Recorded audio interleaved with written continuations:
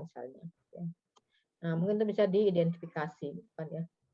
Nah, kita sudah bahas juga bahwa survei itu melalui beberapa tahapan gitu ya.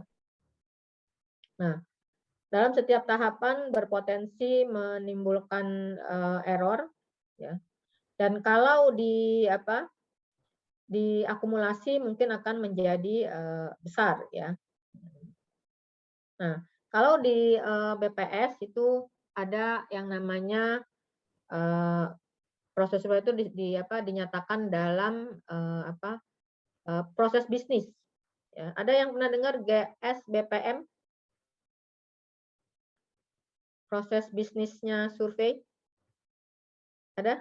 Belum? Oh, ntar berarti harus saya kasih tahu apa itu GSBPM ya. Utamanya nanti kita lihat GSBPM BPS. Nah, itu adalah tahapan-tahapan yang harus dilalui atau proses bisnis ya yang dilakukan oleh BPS untuk atau dalam melaksanakan survei dari mulai perencanaan sampai dengan ke evaluasi.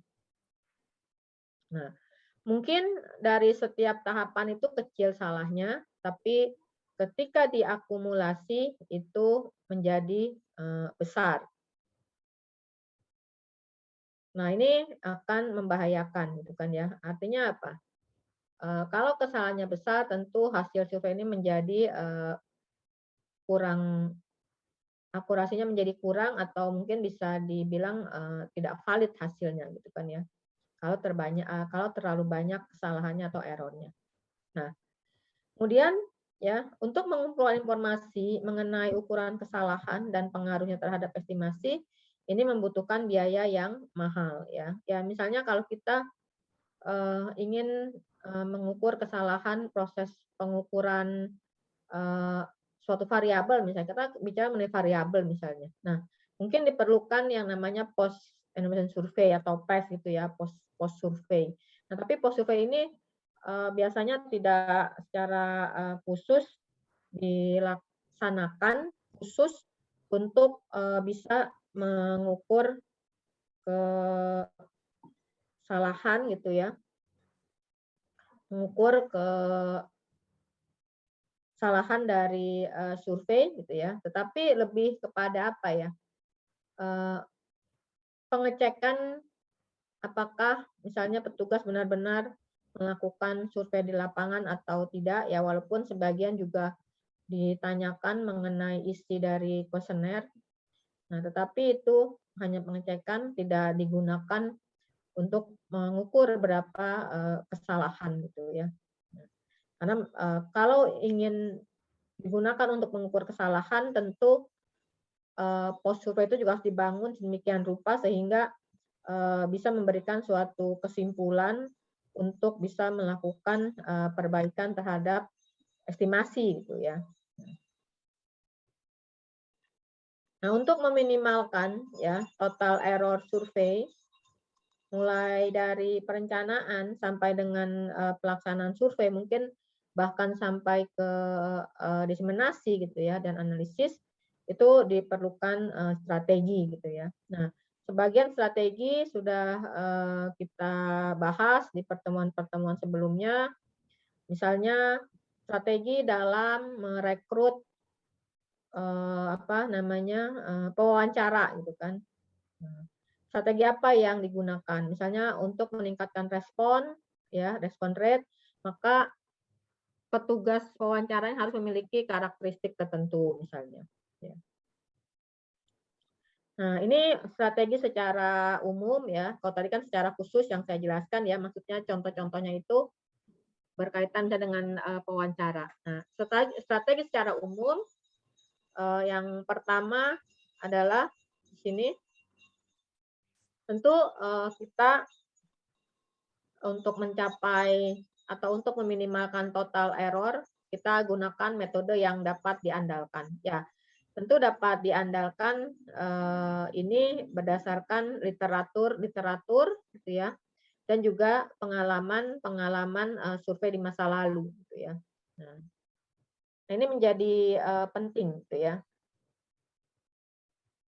Nah, misalnya ya berkaitan dengan metode pemilihan sampel misalnya. Tentu harus dipelajari bagaimana karakteristik dari populasi, kemudian sebaran dan sebagainya, itu salah satunya ya. Nah, kemudian untuk metode pengumpulan datanya misalnya. Nah, pengumpulan datanya apakah secara wawancara ataukah via telepon ataukah via surat, dan itu kan tergantung dari surveinya ya kan.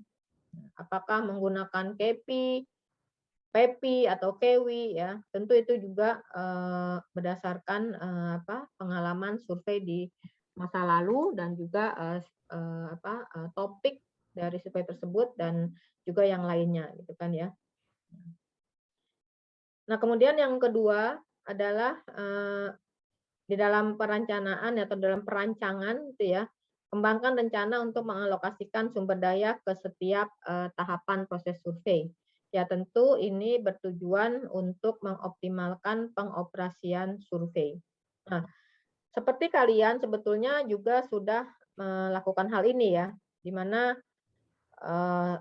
sebelum PKL pun gitu ya, ketika kita ingin membentuk BPH PKL dan juga eh, ketua-ketua riset dan sebagainya, itu tentu dengan mempertimbangkan berbagai hal, akhirnya terpilihlah misalnya ketua PKL siapa, ketua riset siapa, ya itu kan sebetulnya merupakan alokasi sumber daya ya.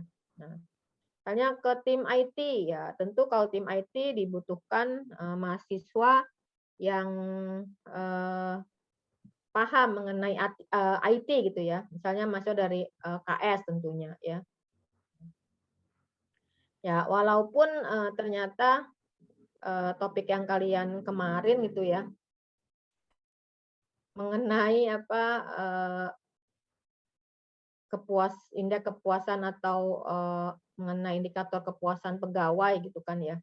Nah, itu mungkin gitu ya, mungkin ada yang tidak sesuai dengan keahliannya gitu, karena memang itu merupakan berbeda dengan survei-survei yang lainnya ya gitu ya. Artinya survei-survei yang selama ini dilakukan.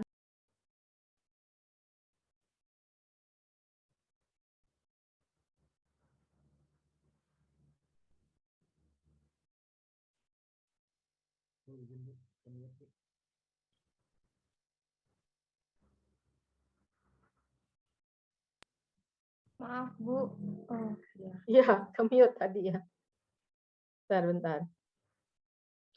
Nah, di sini ya, kembangan rencana untuk mengalokasikan sumber daya. Nah, di PKN kan juga sudah dilakukan itu kan ya, bagaimana kalian membagi mahasiswa ke dalam riset-riset gitu ya, tentu disesuaikan dengan keahliannya masing-masing gitu ya. Ya walaupun mungkin juga masih kurang tepat, tapi kan itu kan karena keterbatasan juga ya, terutama berkaitan dengan misalnya topik survei gitu ya. Paling kan karena kalian dibagi hanya misalnya ekonomi, kependudukan dan komputasi gitu kan ya. Sementara survei kalian yang kemarin itu eh, berkaitan lebih banyak ke bidang yang di luar ekonomi maupun di luar kependudukan gitu kan ya. Nah, berbeda dengan misalnya PKL sebelumnya gitu. Pasti ada kaitannya kalau nggak ke ekonomi, ke pendudukan atau mungkin bisa bahkan keduanya gitu kan ya. Nah ini ya. Nah kemudian ketika mendesain survei juga kita harus menyusun atau memasukkan sebuah rencana untuk mengumpulkan informasi mengenai kualitas selama survei berlangsung. Nah, ini kan berarti harus disusun rencananya ya. Misalnya nanti mengamati tentang respon rate gitu ya. Kemudian tentang apalagi ya, banyak lagi ya. Misalnya bagaimana nanti respon rate-nya, bagaimana misalnya nanti kualitas datanya gitu ya. Nah, kemudian bagaimana nanti pelaksanaan lapangannya gitu kan ya. Nah, itu dimasukkan sehingga nanti menjadi lebih jelas ya ketika melaksanakan atau dilaksanakannya survei tersebut gitu ya. Nah ini, nah kemudian lakukan monitoring ya, melakukan monitoring pada semua tahapan proses survei ya.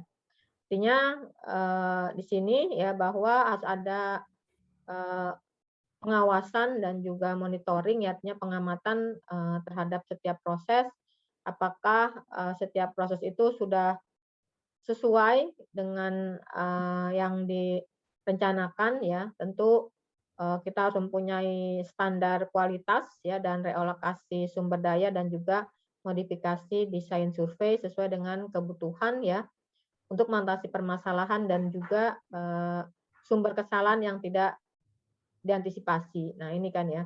Jadi kita mungkin sudah bisa misalnya apa, mencatat lah ya atau mengidentifikasi potensi-potensi misalnya kesalahan-kesalahan pada setiap tahapan ya.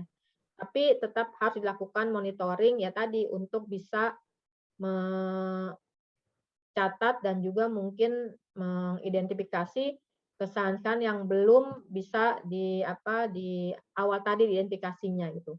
Baru ketahuannya adalah setelah tahapan tersebut berjalan misalnya ya. Nah kemudian ya, yang berikutnya adalah mendiseminasikan informasi kualitas kepada pengguna data ya, maupun juga kepada si produsen data itu sendiri misalnya ya. Nah ini menjadi penting ya. Kalau di BPS ya untuk yang produsen sebetulnya ada ya, untuk beberapa survei itu sudah ada yang namanya quality gate ya. Yang saya tahu sih dari Sakernas ya, ada ya. Artinya di quality gate ini ada penilaian terhadap kualitas survei tersebut misalnya. Nanti keluar suatu angka gitu ya berupa indeks kayaknya persentase atau gitu ya. Nah, karena itu juga sepertinya tidak publish untuk umum, hanya untuk produsen data ya, sehingga hanya terbatas. Nah, yang saya tahu di quality gate tersebut itu ada penilaian misalnya salah satu pada saat pelaksanaan lapangan ya, itu ada penilaian, pada saat pengolahan ya dan sebagainya itu ada nilai-nilainya gitu ya. Ada juga tentang respon rate ya, kemudian coverage dari survei dan sebagainya ya. Ya, bagi pengguna tentu ini bisa menjadi pertimbangan gitu ya untuk pengambilan keputusan ya, karena hasil tersebut terutama BPS itu ya digunakan oleh pemerintah untuk mengambil kebijakan, ya tentu pemerintah harus tahu ya bagaimana kualitas dari hasil survei tersebut. Nah, kalau untuk produsennya sendiri, artinya dalam hal ini misalnya BPS gitu ya, itu untuk memperbaiki survei yang berikutnya gitu ya. Nah itu mengenai tadi beberapa strategi secara umum ya.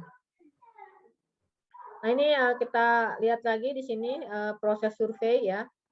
Di sini ada kotak yang ini revise artinya bahwa dari tahapan penentuan tujuan sampai dengan pelaksanaan atau perencanaan ya, perencanaan pengumpulan data dan pengolahan. Nah, ini masih bisa terus direvisi ya sampai suatu saat dianggap sudah final gitu ya. Nah, jadi merupakan proses iteratif ini. Nah, di sini nanti akan banyak dilalui ya iteratifnya ya salah satunya adalah dengan pilot survei gitu ya. Nah, kalau di PKL kalian kan namanya studi pendahuluan ya, advance dan sebagainya gitu ya. Nah, kalau sudah dianggap final barulah dilaksanakan pengumpulan data. Jadi proses dari penentuan tujuan sampai dengan perencanaan pengumpulan dan pengolahan data ini itu merupakan proses yang bersifat iteratif ya. Artinya terus dilakukan secara berulang-ulang sampai kalau di dunia komputer ya iteratif itu kan sampai dihasilkan misalnya kalau angka adalah suatu angka yang konvergen yang sudah tidak berubah-ubah lagi gitu ya, relatif tidak berubah. Sama seperti ini gitu ya. Jadi ada ada masa di mana sudah dianggap final gitu ya. Nah ini ya, nah berkaitan dengan keseimbangan antara ketersediaan anggaran, kemudian error dan juga fitur kualitas, tentu ada yang bisa diperhatikan di sini ya. Misalnya salah satunya adalah mengenai topik survei. Nah, tentu topik survei ini akan berkaitan dengan mode pengumpulan data yang sesuai gitu ya. Ya sesuai dalam arti bahwa total error-nya itu bisa minimal dan fitur kualitas itu bisa dilengkapi gitu ya. Nah, misalnya kalau yang topik sensitif, nah tentu mode self administrasi ini lebih disukai daripada mode yang dibantu pewawancara. Nah, karena kemarin kita sudah membahas gitu ya di pertemuan sebelumnya, bagaimana terjadi perbedaan hasil antara ya survei yang melalui self administrasi, kemudian yang dengan pewawancara ya, itu untuk topik-topik yang dianggap sensitif gitu ya. Ternyata bisa terjadi bias ya, bisa terjadi perbedaan hasil ya karena tadi ya topiknya sensitif gitu ya. Nah, kalau menggunakan pewawancara mungkin si responden akan enggan memberikan informasi yang sebenarnya karena takut kalau informasi tersebut akan diketahui oleh orang lain gitu kan. Nah, ya walaupun nantinya juga akan diketahui oleh orang lain, cuma tidak secara langsung gitu kan kalau self administrasi. Tapi kalau dibantu wawancara ada interaksi langsung dengan orang gitu, dengan orang lain gitu kan ya. Nah, kemudian anggaran survei. Nah, anggaran survei ya kadang eh, tidak bisa dipenuhi semuanya, artinya ada keterbatasan ya. Sehingga bisa menyebabkan mungkin komponen-komponen yang diperlukan dalam survei itu tidak bisa secara 100% ada gitu ya. Ya contohnya di sini adalah kerangka sampling gitu ya. Mungkin eee, kerangka sampling yang 100% sesuai dengan target populasi itu tidak bisa dicapai ya. Maka ya terpaksa harus mengurangi kualitas dan juga jadi error-nya meningkat kan, yaitu hanya menggunakan kerangka sampling atau sampling frame yang tidak mencakup 100% gitu kan. Nah kemudian non respon ya, non respon diperkirakan cukup tinggi. Nah ini tentu harus diatur gimana supaya kalau kita sudah bisa memperkirakan non respon cukup tinggi, maka kita harus bisa mencari strategi-strategi yang bisa paling tidak mengurangi angka non respon. Ya contohnya kalian lah ya. Ya tentu di sini catatannya nih ya sambil memenuhi batasan anggaran. Artinya ada constraint di sini terkait dengan anggaran gitu ya. Nah, contohnya kalian lah, kalau kalian misalnya menggunakan kemarin ya, salah satunya adalah dengan reminder misalnya ya, atau juga dengan melakukan pencacahan secara offline gitu ya. Karena dari yang belum merespon ternyata setelah di offline mau memberikan respon gitu kan, atau setelah melakukan reminder eee, ada juga responnya gitu ya.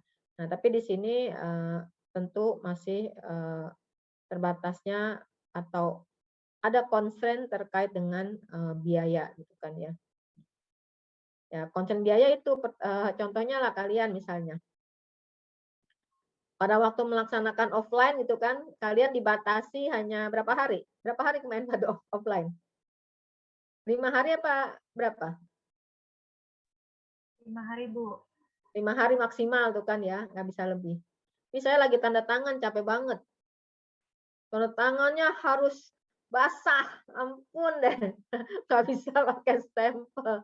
Ini saya lagi tanda tangan tuh SPPD-nya, SPPD kalian. Baru berapa ya, mungkin baru, sekitar setengah kali ya, sambil iseng tanda tangan gitu ya. Karena kemarin, waktu pengajuannya di BU itu nggak mau, maksudnya satu mahasiswa udah satu aja sekian hari sampai sekian.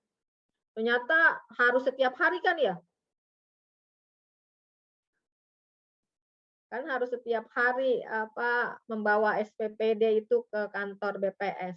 Nah, jadi banyak yang harus ditandatangani. Ternyata pegel juga walau akhirnya tanda tangannya ya udahlah seperti paraf ya. Nah, itu ya. Jadi sambil memenuhi batasan biaya. Ya itulah sama kalian cuma 5 hari gitu kan ya dikasihnya maksimal ya. Nah, itu kan juga sebagai contoh ya karena adanya keterbatasan anggaran.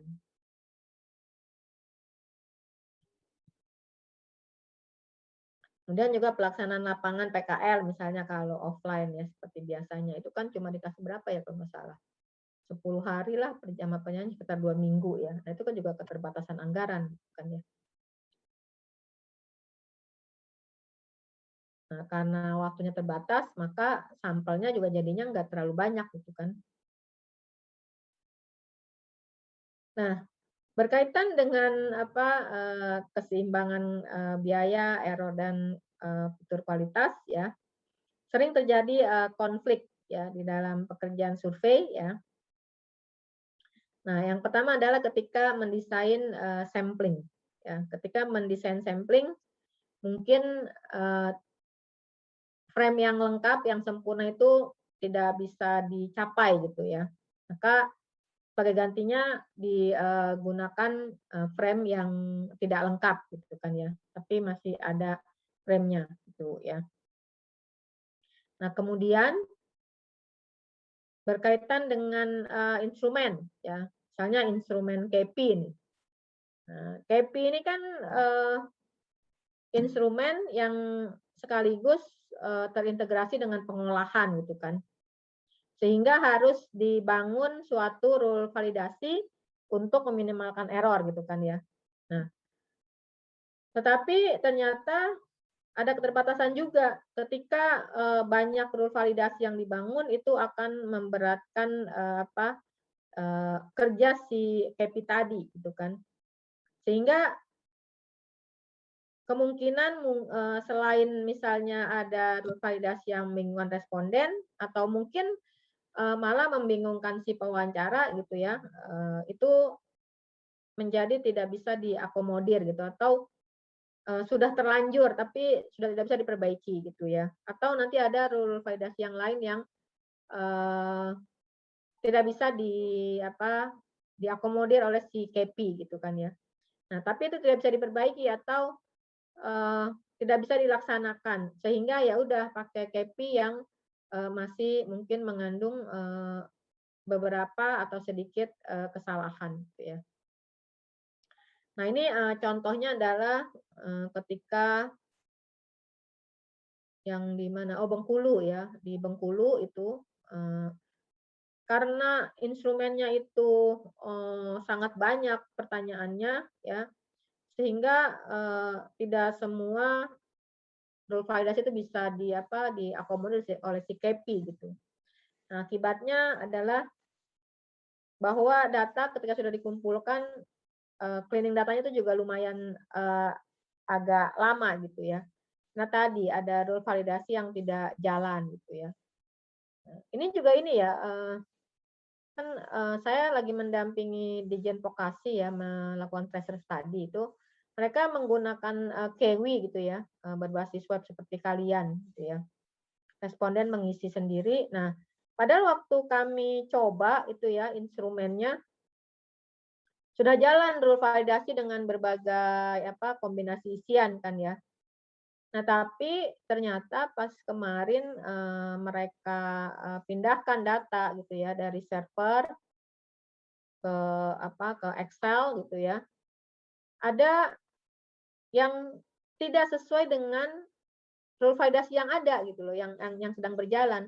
Nah, kalau mereka menyebutnya sih tim IT-nya ini anomali gitu ya. Dari sekian berapa ya, ada berapa yang tidak sesuai gitu. Jadi isian itu tidak sesuai dengan rule validasi yang diterapkan di instrumen tersebut gitu ya. Nah, itu kan menjadi konflik tuh ya, menjadi permasalahan juga. Nah, atau misalnya yang ketiga adalah ini juga bisa menjadi konflik ketika si organisasi survei ini ya, organisasi statistik harus melaksanakan misalnya lebih dari satu survei gitu, yang dua-duanya nih survei skala besar gitu kan, sehingga membutuhkan banyak petugas.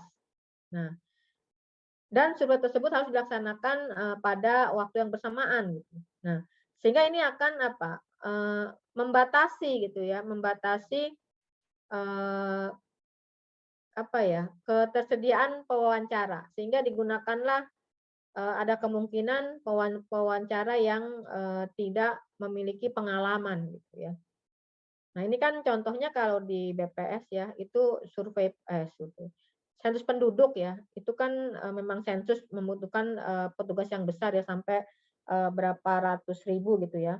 Nah, itu kalau di Jawa ya, mungkin syarat bahwa petugas harus SMA gitu, gampang dipenuhi mungkin ya.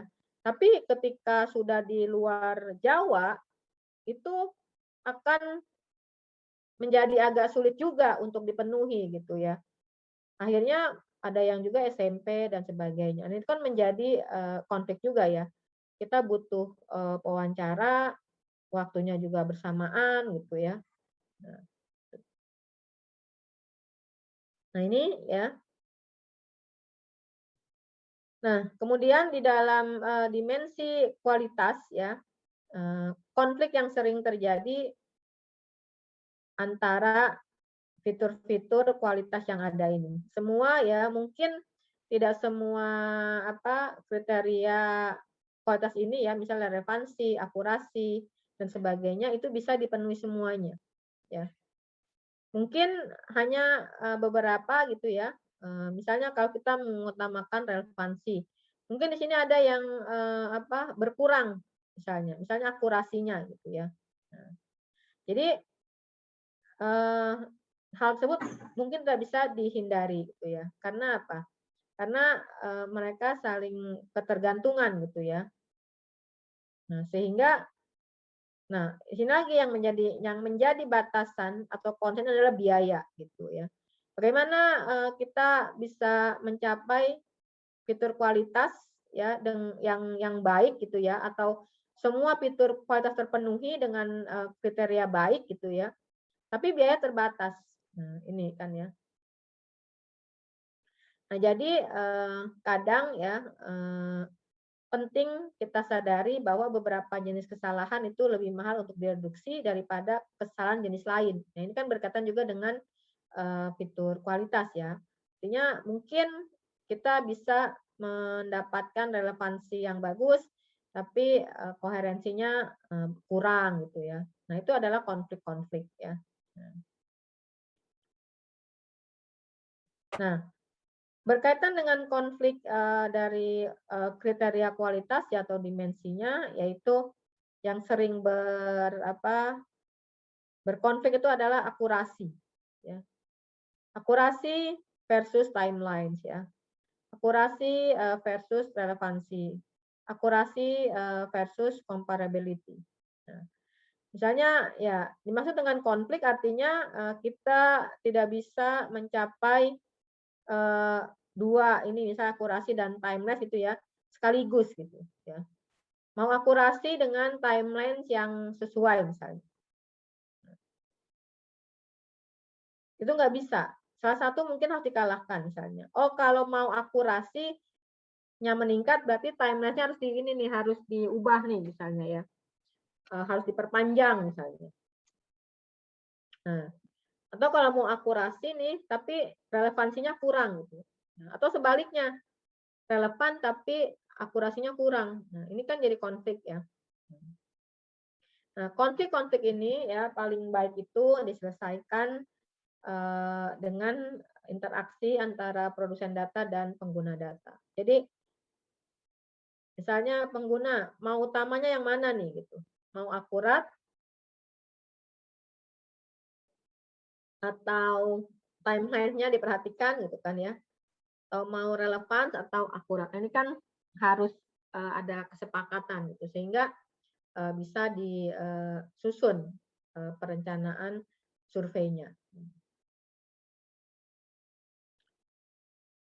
Nah, misalnya nih ya, ada apa nih, grafik ya antara peningkatan pengeluaran survei ya dengan nilai mean square error. Jadi yang vertikal mean square error, yang horizontalnya adalah peningkatan pembiayaan surveinya. Nah, kalau kalian harus memilih gitu ya, mana yang harus dipilih nih? Vina kemana nih? Vina Fauzia, mana Vina? Ya, Bu. Wajahmu mana? Sebentar.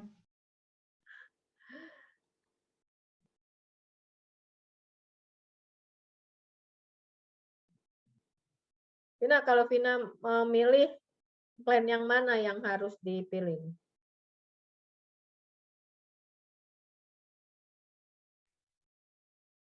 Plan C mungkin, Bu. Plan C mungkin. Kenapa pakai mungkin? Kenapa C? Karena kurvanya udah menurun, MSI-nya lebih kecil dari plan yang lain. Nah, karena dengan apa peningkatan biaya yang sama ya kan, tapi yang plan C ini bisa lebih cepat mereduksi MSE kan ya dibanding yang B apalagi yang A gitu kan ya. Nah, ini ya. Nah, ini contohnya.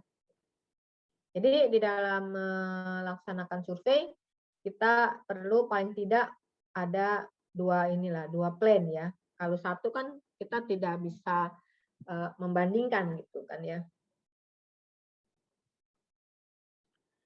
Nah, ini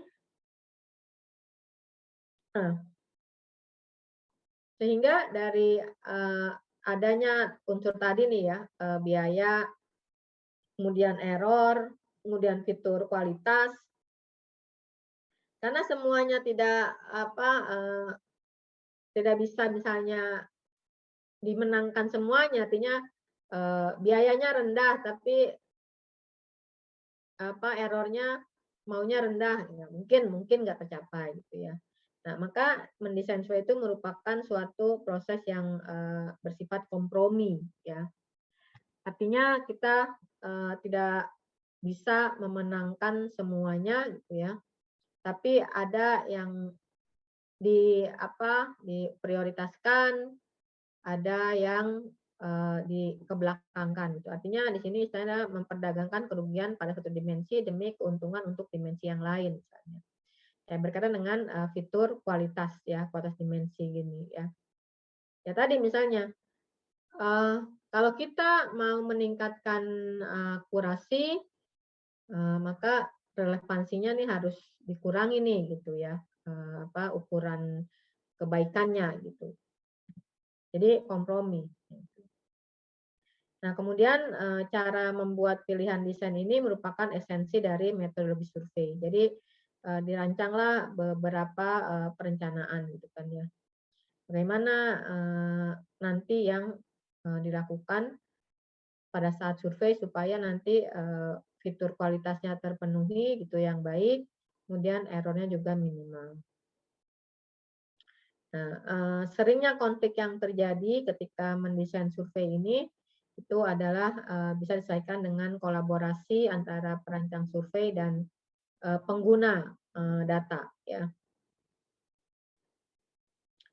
Nah, perencanaan survei akan sangat tergantung dengan ukuran survei tentunya ya.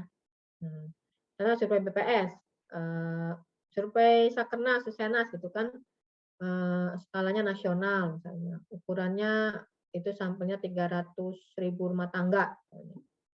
Tentu akan beda dengan yang nanti sensus sampelnya BPS yang berkaitan dengan sensus penduduk ya. Itu disebutkan sensus sampel gitu ya, sensus tapi sampel. Ada namanya long form itu ya, LF. Pertanyaan itu sangat banyak dan sampelnya itu juga lebih banyak dari sampel Sakernas ataupun Susenas gitu ya.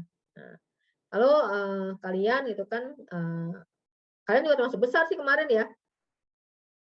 PKL kalian itu mungkin satu-satunya kan, maksudnya selama ini PKL yang lain kan itu sifatnya lokal ya, artinya provinsi atau bahkan mungkin hanya kabupaten gitu ya.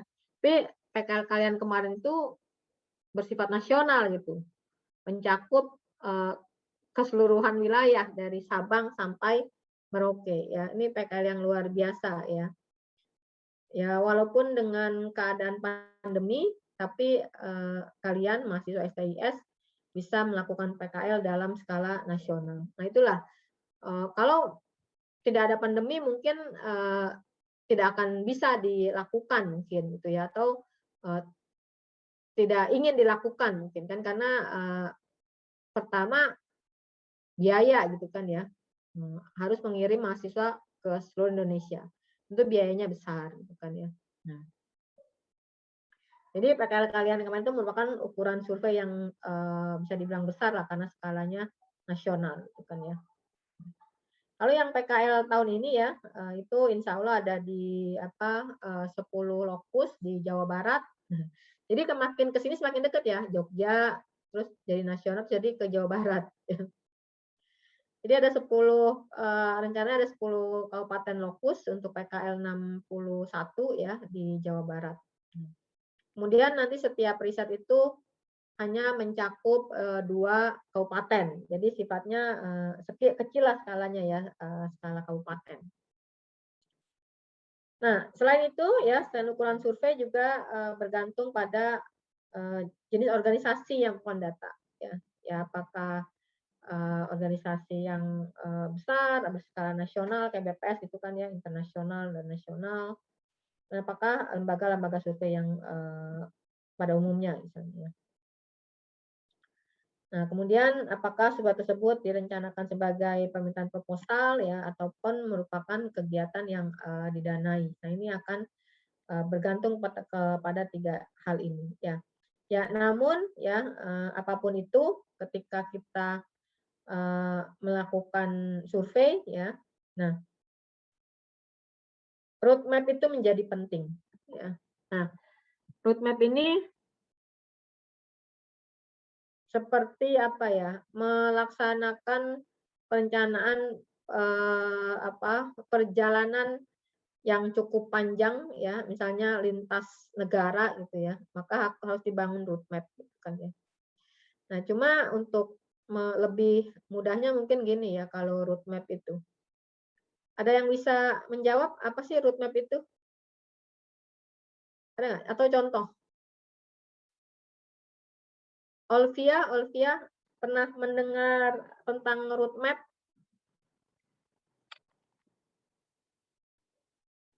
Olvia? Dan pernah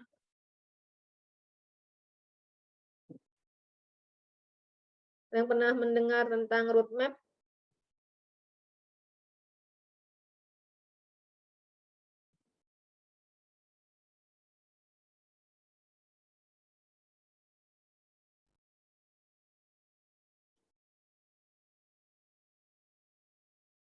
Ada yang roadmap apa? Olvia nggak ada Olvia nih.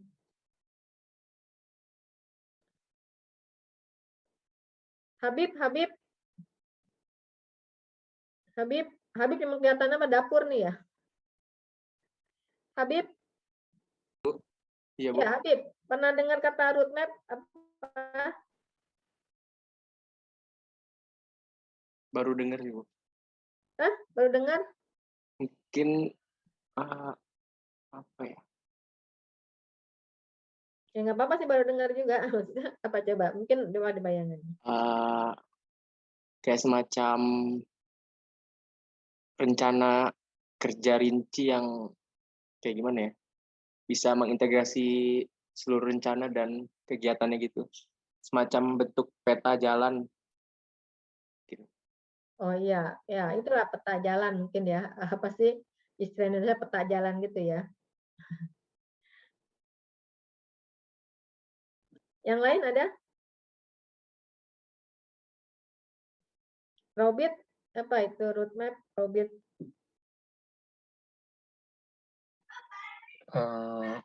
peta panduan mungkin Bu untuk mencapai tujuan suatu rencana gitu Bu.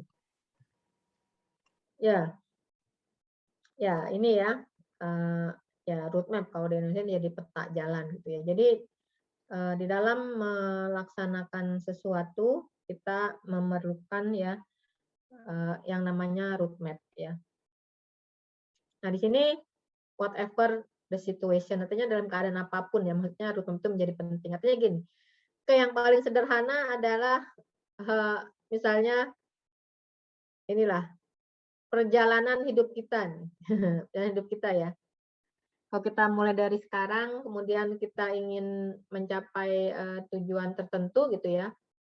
Oh misalnya, oh saya pada umur sekian gitu kan, saya harus menjadi kepala BPS misalnya. Ada punya cita-cita dari kepala BPS? Hah? Nggak ada. Pengen jadi kepala apa? Kepala rumah tangga. Nah, ya udah, nggak usah yang jauh-jauh lah. Misalnya kalian lah, perjalanan sekarang ini ya, sampai mencapai ujian skripsi gitu ya. Ujian skripsi dengan nilai terbaik. Ya, hasil skripsi ujian dengan nilai A. Nah, kira-kira apa roadmap yang harus kalian susun? Hah? Apa?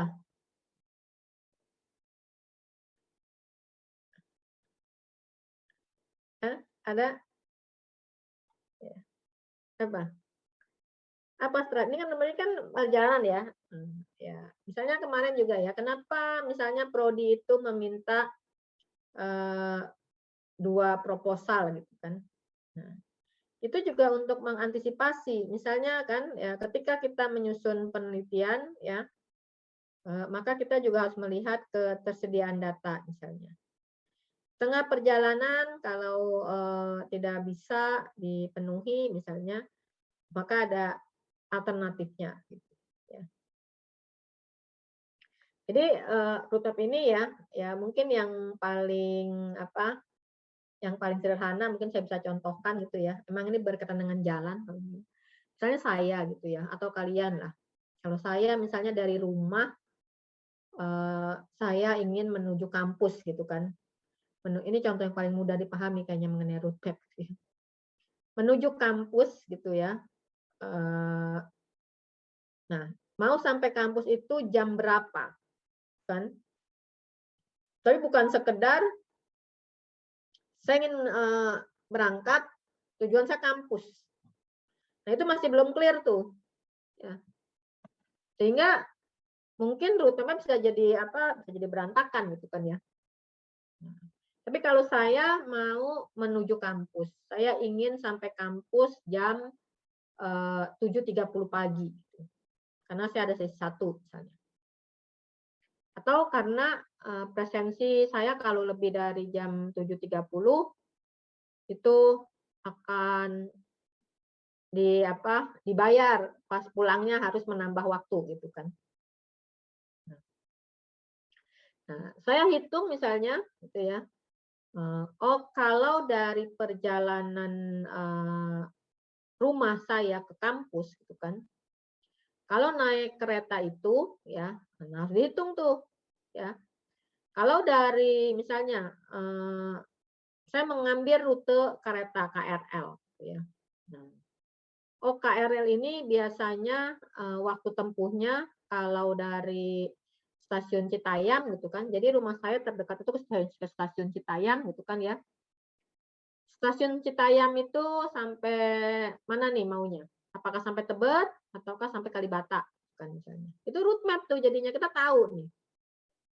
Oh, saya maunya nanti turunnya di Kalibata. Nah, berarti harus dipertimbangkan lagi tuh, dihitung lagi. Kalau dari Kalibata ke kampus itu berapa menit? Nah, menit itu tergantung kan kendaraan kita yang kita pakai. Kalau saya naik ojek online, mungkin cuma 10 menit misalnya, atau 5 menit. Ya. Nah, kalau saya naik M16, oh itu mungkin bisa 15 menit gitu. Nah, itu kan harus dihitung. Jadi rute itu semua harus dihitung kemungkinan-kemungkinannya. Nah, oh berarti saya maunya naik kendaraan online, misalnya motor gitu ya, ojek online. Nah, 7:30 berarti paling tidak saya sampai stasiun misalnya Kalibata harus jam 7:10 menit misalnya, supaya nggak terlambat. Nah, ternyata jarak tempuh kereta dari Citayam ke Kalibata itu sekitar 40 menit misalnya. Oh, berarti saya harus naik kereta yang jam 6:20 misalnya. Jam 6:20. Nah, jadwal kereta kan tertentu kan. Saya harus bikin juga perkiraan. Kalau dari rumah saya ke stasiun itu kalau naik ojek berapa menit, kalau naik angkot berapa menit. Ya.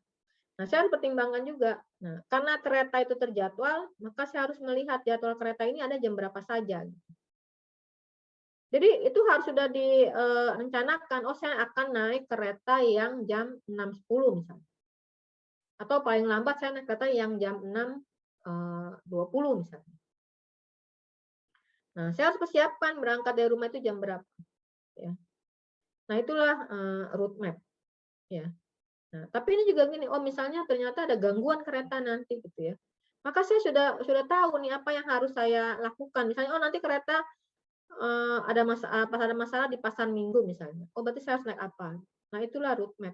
Ya. Itu mungkin bisa memperjelas. Gimana? Semakin jelas mengenai route map? Ya. Nah, atau kalau sekarang berkaitan dengan perjalanan, ada Waze, ada Google Map gitu ya. Dia udah pinter ya. Kalau saya misalnya nih ya, mau ke kampus menggunakan kendaraan pribadi. Nah, saya punya perkiraan ya. Kira-kira secara rata-rata kalau dari rumah saya ke kampus itu berapa jam. Berarti saya harus menyiapkan mau sampainya di kampus jam berapa, berangkatnya jam berapa. Nah, di perjalanan, ya kalau saya menggunakan Waze atau Google Map, dia akan mengatur sendiri kan. Ya, ada mengatur sendiri, tapi ada juga yang dikondisikan. Melewat tol, apa menghindari tol gitu kan ya. Itu akan berbeda jalan yang dilalui. Nah, di perjalanan pun ya, ketika terjadi permasalahan di lalu lintas, biasanya SIWAS akan memberikan alternatif. Secara otomatis ada juga ya. Tadinya lewat jalan A menjadi lewat jalan B karena ada kecelakaan misalnya. Karena ada perbaikan jalan. Nah, itulah route map. Jadi kalian di dalam menyusun skripsi juga harus punya route map ya. Kapan selesai bab 1 ya, bab 2 ya. Itu harus punya. Jadi tidak tercapai dengan sendirinya gitu kan. Seperti itu. Ya, kemudian kalian juga mungkin harusnya pas tingkat 1 juga punya roadmap juga nih. Bagaimana saya nanti lulus itu menjadi ranking pertama misalnya. Ya. Atau kalian hanya mau, saya mau sekedar lulus aja. Itu roadmap-nya bisa nggak jelas juga tuh. Sekedar lulus gitu ya. Tapi kalau punya tujuan jadi ranking 1, tujuannya jelas, maka apa yang dilakukannya itu akan menjadi lebih jelas. Ya, kalau saya mungkin ini ngomong aja ya. Mungkin roadmap hidup saya juga nggak jelas juga ya. Saya mau apa nih nanti gitu ya. Udahlah, terserah nasib membawa saya gitu kan ya. Ngomong itu paling gampang loh ngomong. Nah itulah, mudah-mudahan lebih jelas ya mengenai roadmap ya. Nah, kembali lagi ke survei. Begitulah dengan survei, memerlukan juga roadmap ya.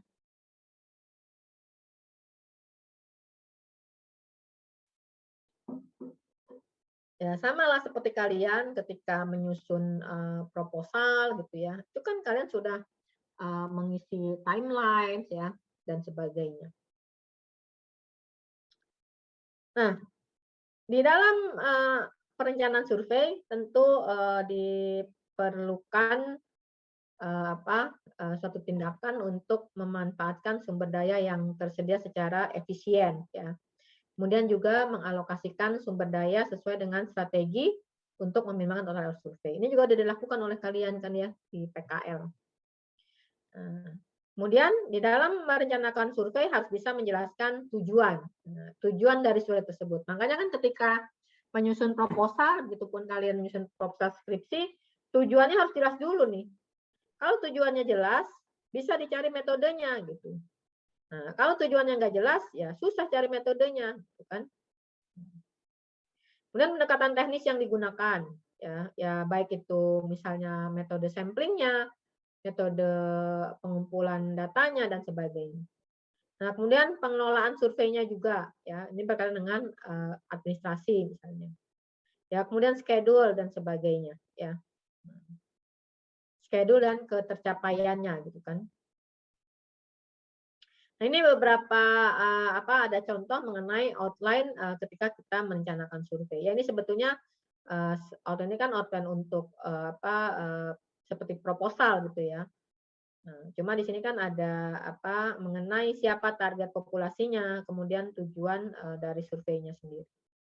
Dan pendekatannya yaitu misalnya pendekatan samplingnya, pendekatan dalam menyusun frame, ya, kemudian pengumpulan data dan sebagainya. Ya. Nah, ini sebetulnya adalah outline dari ketika kita menyusun suatu proposal penelitian. Nah, kemudian di dalam merencanakan survei kita juga harus melibatkan ya sumber daya baik dari internal maupun eksternal ya. Misalnya BPS ya juga melibatkan internal dan eksternal ketika menyusun suatu kegiatan survei. Ya, misalnya ketika ingin menyusun mengenai indikator-indikator misalnya kematian ibu atau indikator kelahiran ya, maka dilibatkanlah ekspertisnya ya. Bagaimana mendefinisikan mengenai kematian ibu misalnya. Kan nggak mungkin langsung ditanyakan misalnya di kuesioner, apakah ada kematian ibu di rumah tangga ini? Nah, itu kan belum tentu si responden paham gitu ya. Nah, yang penting itu adalah mengetahui definisinya, konsepnya. Nah, bagaimana mengukurnya itu disusunlah sedemikian rupa gitu ya. Sama seperti kalian gitu ya, ketika menyusun PKL, biasanya kalian mengundang narasumber ya kan untuk bisa memberikan penjelasan kepada kalian terkait dengan topik-topik yang akan diambil gitu kan ya, atau riset-riset yang akan dilaksanakan. Ya kemarin kita mengenai kepuasan gitu ya, kepuasan pegawai kita mengundang dari UI misalnya ya, pakar di dalam mengukur kepuasan kerja gitu kan ya. Nah, kemudian dokumentasi yang terbaik ya, itu juga kita harus gunakan ya. Dokumentasi praktek yang terbaik ya, itu tentu bisa dari organisasi statistik lain ataupun berdasarkan survei-survei sebelumnya. Kemudian mengaplikasikan ya temuan dan juga rekomendasi dari beberapa literatur survei ya. Nah, kemudian tentu mengaplikasikan guideline atau petunjuk terkait dengan desain survei ya. Nah, kemudian melakukan pretesting dan pilot survei. Nah, ini seperti juga kalian melakukan studi pendahuluan 1 dan advance gitu ya. Ini kan berkaitan dengan pilot survei.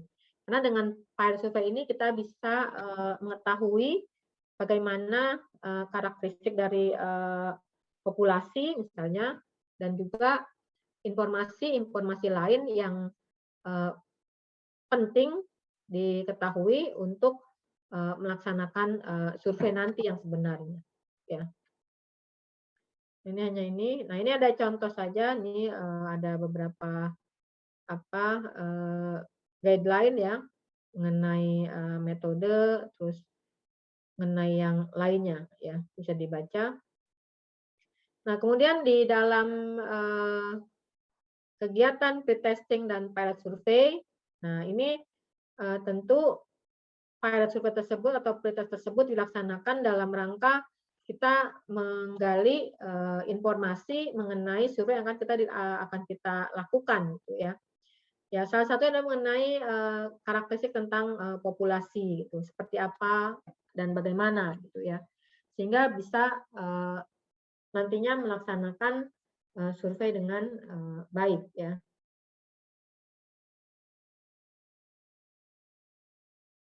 Nah, kemudian ya, nah sebetulnya ini menyebabkan apa ya? Paradoks itu. Paradoks apa sih ya? Nanti dicarilah. Jadi sebetulnya pada prinsipnya ya perancang survei itu memerlukan informasi yang tidak akan tersedia sampai survei selesai gitu. Artinya baik karakteristik populasi dan sebagainya sebetulnya memang tidak cukup dari pilot, tapi paling tidak punya gambaran lah tentang karakteristik populasi walaupun masih sebagian. Nah, setelah survei selesai barulah semua informasi tersebut didapat sebetulnya ya. Nah, di sini ada istilah main survei, ada pretest, ada pilot survei ya. Jadi kalau main survei itu adalah survei yang sebenarnya ya, kemudian ada pretest, ini biasanya skalanya lebih rendah gitu ya dibanding pilot ya. Nah, ini ada pilot survei. Jadi di BPS juga ya, ini saja nih yang kegiatan Sensus Penduduk 2023. Betulnya PKL STS ini yang akan dilaksanakan itu merupakan bisa dikatakan sebagai pilotnya ST 2023 gitu ya. Karena memang ada kaitannya dengan pelaksanaan ST 2023. Karena diharapkan dari PKL yang angkatan 61 ini bisa mendapatkan gambaran mengenai informasi, terutama hal-hal yang belum pernah dilaksanakan di BPS. Misalnya terkait dengan petani ya. Kalau selama ini petani itu diambil dari sampel rumah tangga gitu kan. Nah, sekarang mau dicoba bahwa nanti sampelnya itu adalah langsung petani. Itu bagaimana ya. Tapi dilakukan pilotnya.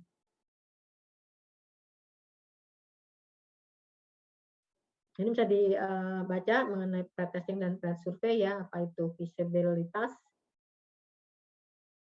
Nah, ini ada beberapa bukan indikator ya, poin-poin yang bisa dimasukkan ketika pilot survey ya. Ya, misalnya ini apa lamanya pengumpulan datanya, ya kemudian beban responden dan sebagainya. Nah, ini poin-poin ini dari sini kita bisa memperbaiki nantinya bagaimana survei yang sebenarnya itu harus dilakukan ya. Ya misalnya ternyata pertanyaannya terlalu banyak gitu ya. Ini beban respondennya kasihan gitu. Maka mungkin disederhanakan mungkin gitu ya. Nah, atau ada lagi yang lain misalnya question word-nya.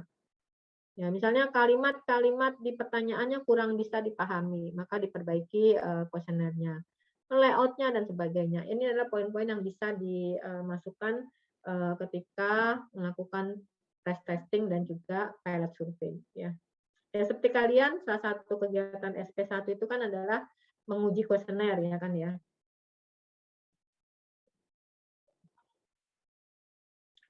Oke, di sini jadi pilot study itu diperlukan saat terjadi kekurangan informasi tentang perencanaan ya. Jadi dilakukan pilot study. Nah, kemudian kita lanjut ke dokumentasi survei ya. Nah, jadi di sini mendokumentasikan survei ini menjadi penting ya. Tentu bukan hanya untuk si pengguna data, tapi juga untuk si produsen data, ya misalnya BPS gitu ya. Nah, BPS itu kan mempunyai juga pedoman-pedoman yang digunakan pada survei sebelumnya, ya, bagaimana proses administrasinya dan sebagainya. Nah, ini menjadi penting seperti juga PKL kalian gitu ya. Bagaimana kalian membuat dokumentasi terkait administrasi proses surveinya, ya. Yaitu kalian kan membangun yang namanya misalnya publikasi mengenai knowledge management gitu kan. Nah, itu dipakai oleh ada tingkat kalian gitu. Berikut-berikutnya dijadikan apa? Jadikan sebagai pedoman untuk melaksanakan PKL gitu ya. Nah, kemudian kumpulan dari surat perizinan. Itu kan ada dokumentasinya juga kan. Nah, itu membantu adik kelas kalian juga dalam membuat surat proses perizinan. Nah, itu yang dimaksud dengan dokumentasi dari proses administrasi ya. Kalau di PK itu namanya di knowledge management itu ya, di bukunya ada. Ya, mungkin di antara kalian juga masih ada yang belum melihat apa saja publikasi PKL ya. Ada yang belum mengetahui apa saja publikasi dari PKL? Kalau saya jujur dulu juga waktu D3 ya, kan PKL, saya juga nggak ngerti tuh. Yang saya tahu saya cuma jadi petugas lapangan gitu ya. Terus outputnya apa, gitu, saya juga nggak terlalu ngeh tuh. Apa di antara kalian ada yang nggak tahu apa publikasi PKL? Hah? Jangan-jangan ada yang nggak tahu nih. Ada berapa buku angkatan kalian? Ya, saya juga nggak hafal sih berapa buku gitu ya. Tapi yang pasti itu ada buku knowledge management gitu ya. Ada buku BPH ya. Kemudian buku laporan setiap riset ya, dan sebagainya. Nah, ini mungkin yang dua ketiga nih ya, yang mungkin jarang gitu ya. Bagaimana dokumentasi terkait dengan rekomendasi dan rekomendasi atau hal-hal yang terbaik yang bisa dilakukan di pelaksanaan PKL berikutnya misalnya, atau secara pelaksanaan survei berikutnya. Nah, ini mungkin yang tidak secara jelas disampaikan gitu mungkin ya. Kemudian kualitas pelaporan ya, kualitas jadi pelaporan ini seperti apa gitu ya. Nah, ini juga bisa didokumentasikan. Nah, sehingga menjadi penting, ini menjadi dasar untuk pelaksanaan survei yang berikutnya. Nah, ini perencanaan survei juga misalnya berkaitan dengan pengembangan frame ya dan sebagainya. Nah, di sini ya mendokumentasikan administrasi atau proses administrasi survei ya itu tidak boleh dianggap selesai sampai dokumentasi bagaimana semua proses kunci dirancang dan dilaksanakan, termasuk masalah yang patut diperhatikan dan keberhasilan diselesaikan secara lengkap. Artinya ini adalah proses dari awal survei sampai akhir betulnya ya. Nah, kalau di PKL mungkin ya sama, mungkin BP juga nggak terlalu lengkap ya. Nah, ini ya, kemudian ada lagi. Nah, berkaitan dengan pelaporan kualitas ya dan deklarasi kualitas. Nah, ini ada beberapa dimensi kualitas ya yang digunakan secara umum ya, ada berapa nih, ada 7 ya. Nah, tentu deklarasi atau pelaporan kualitas ini itu bertujuan adalah untuk memberikan informasi tentang karakteristik kualitas dari suatu produk ya. Supaya apa? Supaya produk tersebut bisa digunakan secara tepat ya. Ya, misalnya BPS menghasilkan angka pengangguran sekian gitu kan. Nah, ukuran kualitasnya itu apa gitu ya. Relatif standar error ya, atau apa gitu. Nah, tapi di BPS ini ada yang namanya quality gate gitu. Ya, ada publikasi quality gate dari setiap mungkin belum setiap survei ya, baru beberapa survei saja gitu ya. Nah, tapi itu terbatas tidak bisa diakses oleh umum sepertinya. Nah, itu ada penilaian mengenai Sakernas, berapa nilai kualitas untuk Sakernas gitu ya. Dilihat dari segi respon rate ya, kemudian frame, pelaksanaan lapangan dan sebagainya. Nah, kalau kepada pengguna biasanya itu berupa relatif standar error ya, dan juga metadatanya mungkin ya, bagaimana data tersebut dikumpulkan dan sebagainya, itu bisa dijadikan sebagai informasi kualitas. Ya, ini ulangan dari tadi ya. Jadi dokumentasi itu dapat dalam bentuk dokumentasi proses, dokumentasi praktek yang direkomendasikan atau dokumentasi praktek yang terbaik, dan juga pelaporan kualitas ya. Nah, kemudian isu-isu yang berkaitan dengan organisasi statistik gitu ya. Nah, ini kalau di BPS ya ada yang namanya kode etik. Nah, ya. Nah, ini bisa dibaca mungkin ya. Nah, kalau di BPS ada yang berkaitan ya dengan apa isu-isu berkaitan dengan kualitas survei itu adalah kode etik ya dari pegawai dan juga kode etik statistik. Nah, kode etik statistik ini diatur dalam Perka BPS ya nomor 39 tahun 2010. Ya, kemudian kode etik pegawai itu diatur dalam Perka BPS nomor 7 tahun 2013. Nah, di sini ya kedua perka tersebut atau kedua kode tersebut itu merupakan norma hukum yang berisi apa? Rambu-rambu mengenai apa yang seharusnya dilakukan dan apa yang dilarang. Jadi ada ini berupa peraturan, gitu ya. Nanti bisa kalian lihat ya, kalian catat sebagai responsi ya. Kalian sebagai calon pegawai BPS dan juga sebagai calon statistisi, ya kan? Tentu harus mengetahui kode etik sebagai pegawai dan kode etik sebagai seorang statistisi. Nah, kode etik pegawai ini berlaku secara internal, artinya bagi pegawai BPS yang secara moral lebih menekankan pada sikap dan perilaku dalam menjaga integritas dan amanah. Jadi nilai dari kode etik pegawai ini adalah mengenai core value berkaitan dengan integritas dan amanah. Sedangkan kode etik statistik ini berlaku secara universal sebagai seorang statistisi. Nah, ini adalah berkaitan dengan core value profesionalitas ya. Nah, nanti silakan kalian cari ya sebagai responsinya. Saya rasa itu. Apa ada pertanyaan sebelum saya berikan atau saya informasikan mengenai GS BPM. Apa itu GS BPM? Karena ini berkaitan dengan survei. Artinya perencanaan survei yang yang baik lah, yang ada seperti roadmap dan sebagainya. Ada pertanyaan?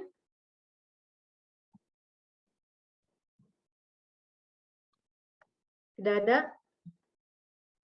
Ya, kalau tidak saya coba tampilkan ini ya, GS BPM BPS.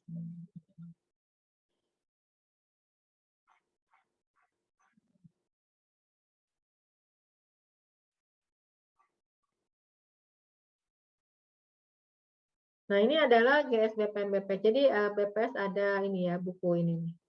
Statistical ini berkaitan dengan reformasi birokrasi. Ya. Statistical Business Framework and Architecture, nah, versi 4,5 ya. Jadi di sini ada tahapan ya, mulai dari menspesifikasikan kebutuhan sampai dengan evaluasi. Kemudian apa saja yang dilakukan itu dijelaskan di sini. Nah, ini kan ada top levelnya. Nah, di sini ya, GS BPM yaitu Generic Statistical Business Process Model. Jadi di sini bagaimana suatu kegiatan survei itu dilakukan ya dengan bisnis proses yang seperti ini ya, di mana setiap proses ini juga memiliki sub proses ya. Nah, ini kemudian di sini juga ada dijelaskan mengenai apa saja ya yang harus dilakukan. Misalnya pada tahap yang pertama ketika ingin menyusun proposal penelitian gitu ya, atau proposal pelaksanaan survei. Di sini tahap pertama itu dimulai dengan menspesifikasikan kebutuhan. Nah, apa saja yang dilakukan di subprosesnya, kemudian sub-subprosesnya ya. Nah, ini adalah kegiatannya gitu ya. Misalnya pada akhirnya dari tahap atau proses bisnis yang pertama ini itu outputnya adalah proposal. Proposal kegiatan survei ya. Tentu dimulai dari dengan mengidentifikasi kebutuhan. Dan lanjut dengan mendesain ya dan seterusnya sampai pada ke evaluasi ya. Nah ini ya. Nah itu sekilas tentang GS BPM BPS. Ada pertanyaan sampai sini?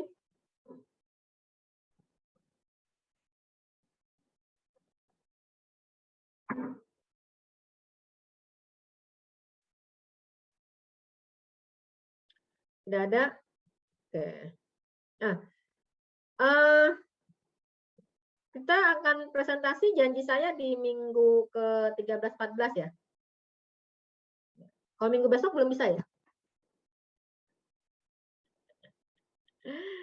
Ya udah nggak apa-apa deh.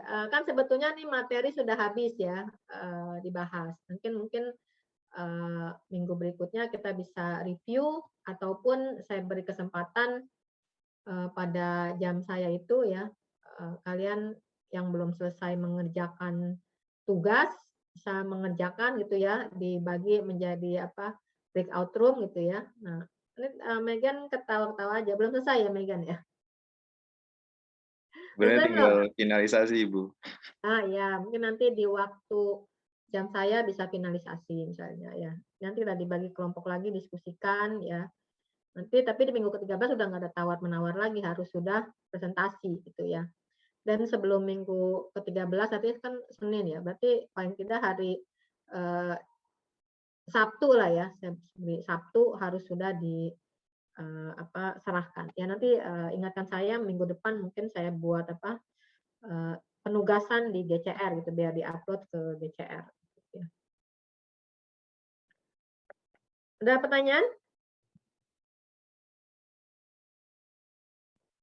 Oke, kalau tidak ada pertanyaan saya cukupkan ya. Mudah-mudahan apa yang kita bahas ini bermanfaat, bisa menjadi bekal kalian sebagai seorang statistisi ya secara umum dan secara khusus sebagai pegawai BPS. Kalian calon-calon pegawai BPS ya. Amin, amin ya rabbal alamin ya. Kalau ada yang mau keluar. Ya ternyata sekarang aturannya berubah. Kalau dulu kan lulusan ya, sekarang ternyata yang boleh keluar BPS tuh harus sudah bekerja dulu. Kebijakan yang barunya ya. Harusnya ada angkatan kalian ya yang itu ya, belum ya? Bukan angkatan kalian ya? Yang kebijakan itu muncul ya? Bukan ya? Bahwa nanti akan alokasikan ke kementerian lembaga lain. Ya nggak apa-apa lah, mengabdi untuk BPS dulu ya, bagian yang berminat mau keluar.